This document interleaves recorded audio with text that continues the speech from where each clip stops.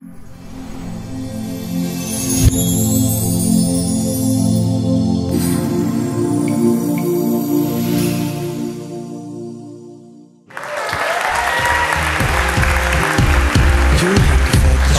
do high five. Hi guys and girls. How you guys doing there today? Woo! Come on. You guys can do better than that. I said, how you guys doing out there today?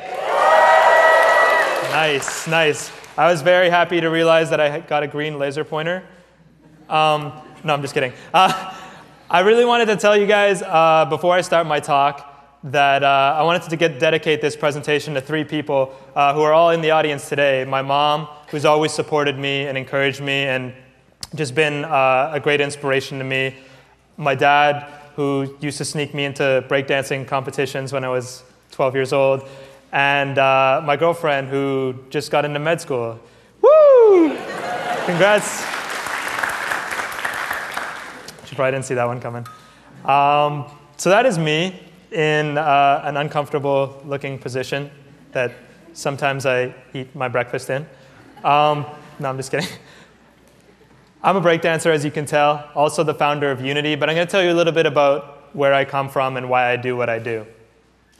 When I was younger, I was like a little kid, like I was a short kid. You know when you do those classroom photos and you're like at the edge of the classroom photo? That was me. I was the littlest one, always. I was about this tall. And I'm not that much taller right now. What? Oh, I get it. You guys are funny, huh? I used to do all sorts of interesting things to get attention as a young person. For example, watching TV when I was 3 years old, like that. And I used to stick my tongue out too. And I was a bit of a hotshot, so I like flip my hand over like this, shooting up my gang signs. No, I'm just kidding. So this concerned my mom because she thought I was going to break my neck because I was 3 years old and my face would get like bloodshot red like a cherry. And she enrolled me into gymnastics class because she didn't want me to die. And I went into gymnastics. I loved it. You could go in the rings. You could flip around. You could like jump over these like horse things and jump into this big bed of sponges. It was a lot of fun. But my favorite part of gymnastics was they had this handstand competition at the beginning of the class. You'd like stretch, whatever people do when they stretch. And then they do these handstand competitions. And I would go up on my hands just like this. And I would hold my handstands like way longer than anyone else. I was a bit of a show-off back in the day.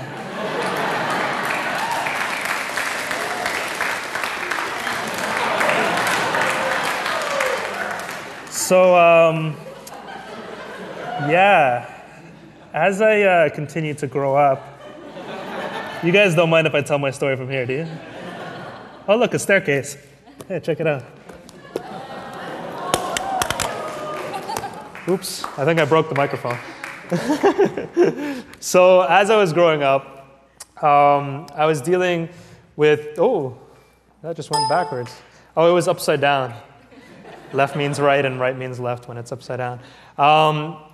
As I was growing up, I became a professional breakdancer by the age of 16, and I was traveling all over the world competing. I went to Japan, I went to the UK, representing Canada, and I was pretty much battling people who were like twice the size of me, and also like 5 or 6 years older than me in all these competitions. And I would smoke all of them, destroy them all.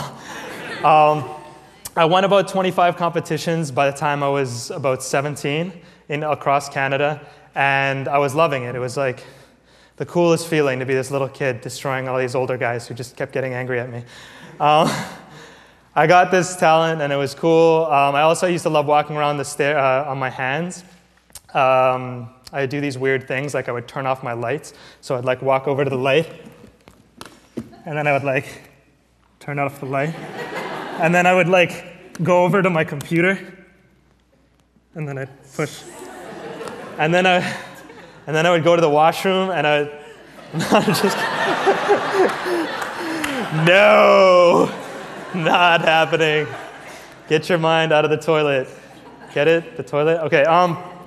So I quit gymnastics when I was about 9, 10 years old because they started to push me down into the splits, and I wanted to protect myself.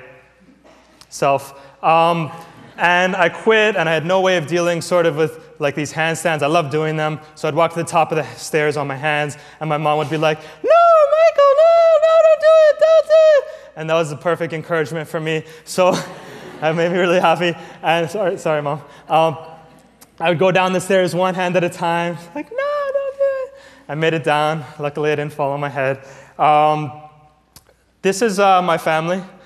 That's me with no teeth. As I was growing up, I was dealing with a lot of stress. My mom was fighting through a mental illness called schizophrenia. I don't know if you guys know what that is, but for me, it was very confusing as a young person to see her going through this. And I love my mom so much, and I would see her going through these episodes, and I would just say, "What's happening?" I get so stressed out, and I'd take all that stress and all that anger, and I could just let it out when I found breakdancing. I could just take all that, that feeling that you can't describe, those without words, and I would just throw it down on the floor. And I'll show you guys later, but I have a very physical style with my dance because it's like I'm beating up the floor. You can't get arrested for beating up the dance floor, right? So I would take out all that energy and I'd focus so that I could do what I wanted in my life. I also was presented with a very interesting choice when I was 17. Between going to university, that tall and exciting looking stack of books, and I got into Cirque du Soleil as well. Does anyone here know Cirque du Soleil? Can see you guys? Yeah, Cirque du Soleil. Woo! So I got into Cirque after this 2-day grueling audition where they made me do all sorts of weird things like, "I want you to break dance in slow motion with your shirt off to Beatles music." I was like, all right, let's do this. No, not again. Not going back there, throwing that memory away. But I did it. I acted like a monkey and all these other weird things that they asked me to do. And I got in, which is really cool. So I was choosing between going to the circus and going to York University. Woo, York. If you can hold a fork. No, just kidding. And I decided to hold that fork high in the air. Just kidding. I love York University. It was a great experience. And I don't regret the choice that I chose to go to university because I wanted to get the skills behind something I really wanted to do with my life. If I went to the circus, I would have thrown that away because I would have eventually hurt my body after a number of years. So I decided this was the right path for me. I've also built something called Unity Charity, as was mentioned before. So I'd like to tell you something. I'm the type of person who builds a plane while flying it. So some people build these fancy planes for their whole life. Imagine your plane as your life, and you're building it, and you're building it. You make it look really awesome. You paint it with like colors and polka dots and whatever you like. And then some people just keep building that plane for like their entire life, but they never actually take it off. See, I built this shoddy plane when I was 14, and I just maybe it had one wing or something like that, and like half a propeller. Wait, propellers aren't here, they're here. Whatever. And I went to the top of the tallest mountain that I could find, and I just jumped off. And as I was crashing towards the ground and spinning out of control, and I was just going to pretty much hit the ground, I began building, because the pressure was on at that point. And I built the other wing, and I leveled out. See, through trial and error, I turned my passion and my love for breakdancing and walking down the stairs and driving my mom crazy. And I turned it into this idea, which was an event called Hip Hop Away from Violence, which was just a performance in my high school. And now that's my career, going around all across Canada, running after-school programs, drop-in centers, doing presentations, doing what I love, essentially. Kind of cool, huh?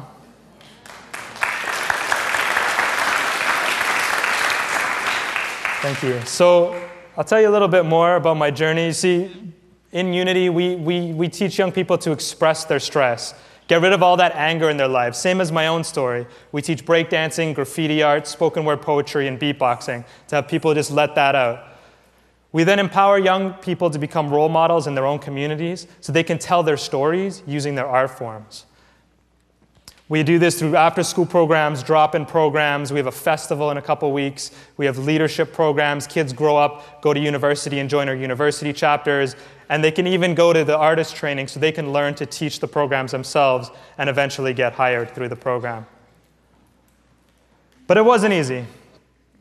That's me falling. I'm not sure why I smile when I'm falling. It's very weird. But I am smiling there. Green laser pointer. So I had no experience. We had no schools interested in our program. We had no funding. And we weren't even registered as an organization. And on top of that, my grandfather did not support what I was doing with Unity. But in life, when there's roadblocks and things in your way, I always say, make new roads and find a way around it. If there's something going on that's just stopping you from doing what you love or stopping me from doing what I love, I'm like, interesting situation. All right, maybe I will find another way of doing this. And I've always found different ways to do it through trial and error. Again, I built Unity to what it is today. And now my grandfather is one of my biggest supporters because he realized that I could achieve success. All he wanted from me was to be happy. And I achieved happiness and obviously some real success through Unity. And now he's a great supporter of us.